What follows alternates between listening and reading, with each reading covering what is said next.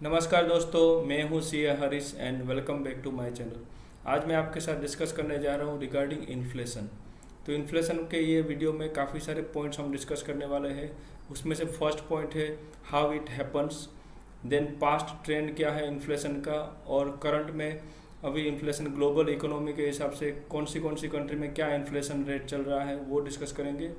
Then कौन सा ऐसा मेजर पास्ट इंसिडेंट हो चुका है इन्फ्लेशन के रिगार्डिंग जिसको हम बोलेंगे हाइपर इन्फ्लेशन, और what should be the ideal inflation rate, क्या होना चाहिए वो, और अभी करंट गवर्नमेंट है वो क्या क्या मेजर्स ले रहे हैं अभी इंडिया में टू कंट्रोल द इन्फ्लेशंस, और फाइनली फ्यूचर एक्सपेक्टेशन क्या है, और स्टॉक मार्केट पे या इंडियन इकोनॉमी में उसका इन्फ्लेशन का जो करंट सिचुएशन या फ्यूचर एक्सपेक्टेड है उसका क्या इम्पेक्ट हो सकता है और क्या यहाँ पे सिचुएशन रह सकता है, उसके रिगार्डिंग कंप्लीट यहाँ पे डिटेल्स हम शेयर करने वाले हैं और डिस्कस करने वाले हैं। तो ये वीडियो आपको काफ़ी इन्फॉर्मेटिव और हेल्पफुल रह सकता है। तो फर्स्ट हम समझ लेते हैं इन्फ्लेशन किसको बोलेंगे।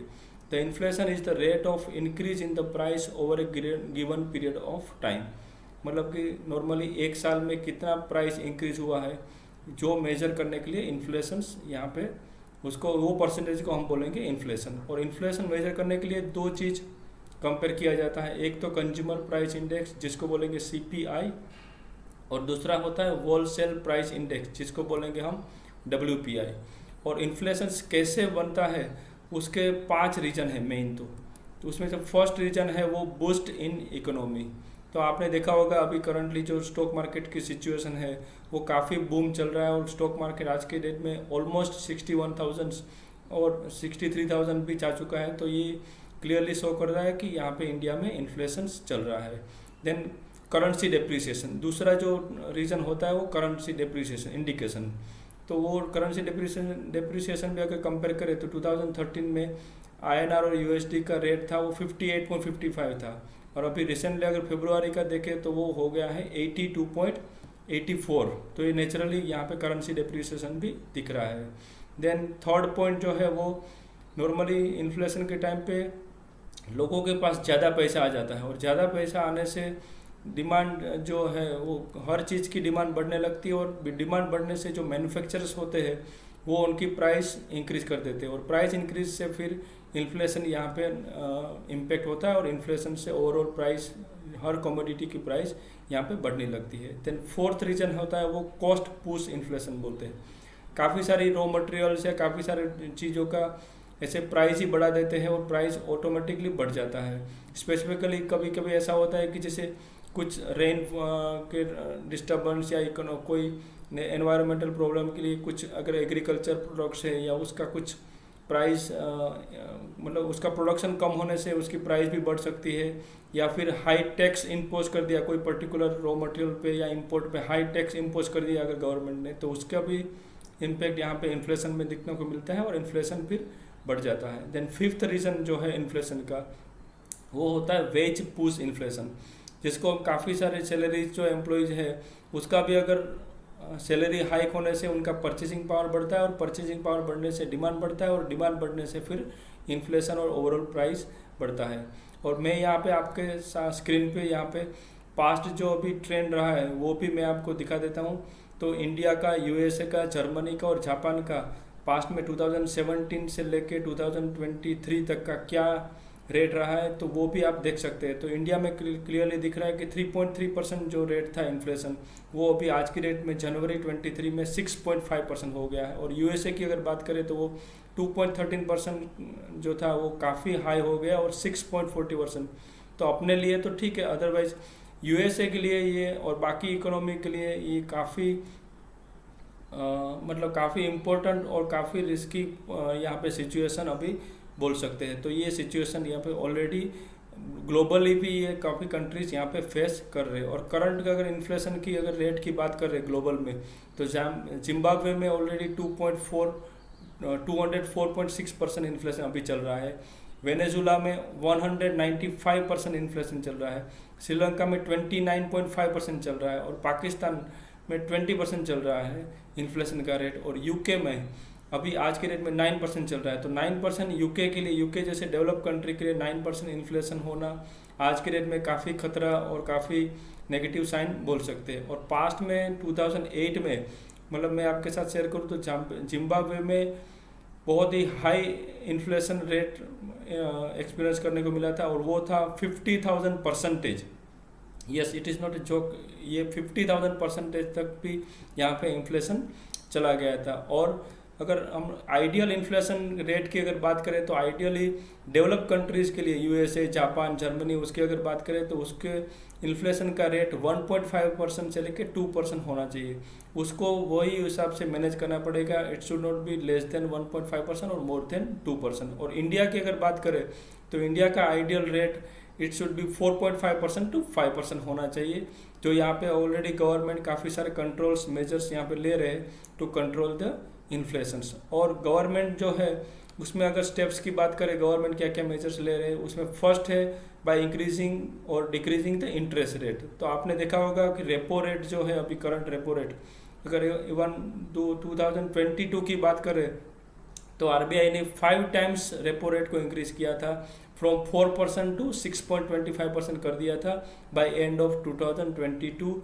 और अभी रिसेंटली 2023 में भी ऑन 8 फरवरी को फिर से वो जो रेपो रेट है उसको 0.25 बेसिस पॉइंट बढ़ा के 6.5%, मतलब करंट जो रेपो रेट है वो ऑलरेडी 6.5% कर दिया है। तो रेपो रेट का इम्पैक्ट मतलब क्या होता है, रेपो रेट बढ़ने से लोन कॉस्टलियर बनते हैं और लोन कॉस्टलियर बनने से लोग जो है लोन को अवॉइड करते हैं और लोन अवॉइड करने से जो मनी जो सर्कुलेशन में होता है वो कम होता है, क्योंकि लो मनी सर्कुलेशन, लोन कम लेंगे तो फिर जो सर्कुलेशन में मनी होना चाहिए वो कम आएगा और सर्कुलेशन में मनी, इकोनॉमिक सर्कुलेशन में अगर मनी कम होने से डिमांड रिड्यूस होती है और डिमांड रिड्यूस होने से प्राइस रिड्यूस होता है और प्राइस रिड्यूस होने से इन्फ्लेशन कंट्रोल में आ जाता है। तो ये पूरा एक साइकिल है, उसको वो मेजर लेने से मतलब इम्पैक्ट होता है। सिमिलरली अगर डिक्रीज इन रेपो रेट अगर करते हैं तो लोन बिकम चीपर हो जाती है loan, then people will take more loan और देन उसका फिर इन्फ्लेशन हाई मनी सर्कुलेशन आ जाता है इकोनॉमी में और फिर उसका इम्पैक्ट होता है increase in demand and then increase in price and then inflation increase होता है। तो वो फर्स्ट मेजर ऑलरेडी गवर्नमेंट यहाँ पे आपको देखने को मिल रहा है कि ले रहा है, ऑलरेडी 2022 में 5 टाइम्स कर दिया और अभी भी ये इन्फ्लेशन इंक्रीज का ट्रेंड चालू ही है 2023 में। देन सेकेंड पॉइंट की अगर बात करें तो बाय इंक्रीजिंग और decreasing the circulation of currency notes in the economy, तो ये भी एक मेजर होता है, उसको लेके यहाँ पे इन्फ्लेशन कंट्रोल किया जा सकता है। तो सर्कुलेशन में अगर ज़्यादा मनी सर्कुलेशन में डाल देंगे तो उसका इन्फ्लेशन बढ़ता है और उसको कंट्रोल करेंगे तो इन्फ्लेशन भी कंट्रोल में आ सकता है। देन थर्ड पॉइंट है बाय इंक्रीज और reducing the taxes on import duties. Taxes और इम्पोर्ट ड्यूटी होते ही उसको भी प्लस माइनस करके यहाँ पे इन्फ्लेशन को कंट्रोल किया जाएगा। अगर रिसेंटली आपको पता होगा तो इंडियन गवर्नमेंट ने जो डोमेस्टिकल मैन्युफैक्चर जो क्रूड है उसके ऊपर जो विंडफॉल टैक्स करके जो लिया जाता था उसको रिड्यूस किया गया है फ्रॉम 5,050 to 4,350 पर टन, वो रिड्यूस कर दिया गया है। और ऑलरेडी जो एक्सपोर्ट ड्यूटी ऑन डीजल जो लग रही थी वो भी 7.5 पर लीटर थी, उसको 2.5 पर लीटर कर दी गई है। और एटीएफ मतलब एविएशन टर्बाइन फ्यूल जो होता है उसके एक्सपोर्ट के ऊपर ड्यूटी जो लग रही थी वो 6 रुपीज़ पर लीटर लग रही थी, उसको कम करके यहाँ पे 1.5 रुपीज़ पर लीटर कर दिया गया है। तो ये सारे मेजर्स यहाँ पे दिखने को मिल रहा है और उसका इम्पैक्ट हमको लॉन्ग टर्म में दिखने को मिल सकता है। देन फोर्थ जो मेजर है वो गवर्नमेंट ऑलरेडी ले सकते हैं, वो है reduction in unnecessary expenses to control inflation, वो भी एक कर सकते हैं। मगर हालांकि अभी रिसेंट गवर्नमेंट ने वो मेजर्स है वो एडॉप्ट नहीं किया अभी तक। एक्सपेंसेस है जो गवर्नमेंट स्पेसिफिकली गवर्नमेंट के एक्सपेंसेस उसको अभी कंट्रोल यहाँ पे नहीं किया है। और फिफ्थ मेजर वो ले सकते हैं increase in savings habit of people, तो ये भी एक अच्छा, यहाँ पे आपने देखा होगा कि रिसेंटली 2023 का जो बजट था उसमें जो सेविंग स्कीम जो स्पेसिफिकली सेविंग सीनियर सिटीजन है उनका जो लिमिट था वो भी यहाँ पे इंक्रीज कर दिया गया है। और महिला सम्मान सेविंग सर्टिफिकेट स्कीम भी लेके आए हैं, तो उससे क्या होगा कि सेविंग्स बढ़ने से मनी सर्कुलेशन में कम होंगे और मनी सर्कुलेशन में कम होने से इन्फ्लेशन कंट्रोल में आ सकता है। और फ्यूचर अगर एक्सपेक्टेशन की बात करें इंडिया में और ग्लोबल का, तो इंडिया का इन्फ्लेशन जो अभी जो फ्यूचर एक्सपेक्टेड आ रहा है, तो वो हिसाब से 23 में, बाय एंड ऑफ 23 ये 5% हो सकता है, और 24 बाय एंड ऑफ 24 ये इन्फ्लेशन का रेट 4% भी होने की यहाँ पे संभावना है, जो IMF ने भी प्रिडिक्ट किया है। और ग्लोबल इन्फ्लेशन रेट है वो भी एक्सपेक्टेड टू फॉल, कितना अभी 22 में 8.8% है, उसको 6.6 बाई एंड ऑफ 2023 और 4.3% बाई एंड ऑफ 2024 यहाँ पे हो सकता है, ऐसा ये एक्सपेक्टेड है। तो ये सारा जो एक्सपेक्टेशन है उसका इम्पेक्ट यहाँ पे अगर हम बात करें स्टॉक मार्केट में, तो इंडिया का स्टॉक मार्केट पे ऑलरेडी एक्सपेक्टेशंस जो है वो काफ़ी रिड्यूस आ रहा है, तो 4% और 5% की रेंज में जो मैं बोला हूँ कि इंडिया के लिए आइडियल इन्फ्लेशन रेट 4.5 to 5% होना चाहिए। तो इंडिया का जो स्टॉक मार्केट है वो यहाँ पे ज़्यादा इम्पेक्टेड नहीं हो सकता है, और ऑलरेडी जो गवर्नमेंट ने काफ़ी मेजर्स ऑलरेडी ले चुके हैं और ऑलरेडी कंटिन्यूसली चल रहा है मेजर्स, तो ये कंट्रोल में आ सकता है। मगर ग्लोबल अगर इन्फ्लेशन, US की इन्फ्लेशन और बाकी कंट्रीज़ के इन्फ्लेशन की बात करो, तो यहाँ पे काफ़ी अभी भी US है वो काफ़ी वो इन्फ्लेशन को कंट्रोल करने में इतना सक्सेसफुल नहीं हो रहे जितना उसके एक्सपेक्टेड है। और अभी फेड ने रिसेंटली भी बोला था कि और 2-3 बार यहाँ पे इंटरेस्ट रेट हाइक का और पॉसिबिलिटी है ड्यूरिंग 2023। तो ये सारा चीज़ अगर देखें तो मार्केट में इन्फ्लेशन, US में अगर स्टॉक मार्केट गिर सकता है और उसका इम्पेक्ट समहाउ यहाँ पे इंडियन मार्केट में भी और इंडियन स्टॉक मार्केट में भी हो सकता है। तो ये चीज़ हो गया ग्लोबल इकोनॉमिक और इसका स्टॉक मार्केट का इम्पेक्ट। तो ये चीज़ अभी हालांकि इंडिया में तो इन्फ्लेशन कंट्रोल में हो भी सकता है, और ज़्यादातर इम्पेक्ट US में, और US के जो इन्फ्लेशन के जो नंबर्स नज़र आ रहे हैं उससे शायद स्टॉक मार्केट पे इम्पेक्ट हो सकता है। तो ये चीज़ पूरा था इन्फ्लेशन और इन्फ्लेशन के रिगार्डिंग क्या क्या इम्पेक्ट हो सकती है और इकोनॉमी की क्या सिचुएशंस यहाँ पे रह सकती है। तो मैं आशा करता हूँ कि ये वीडियो काफ़ी आपको इन्फॉर्मेटिव और हेल्पफुल लगा होगा।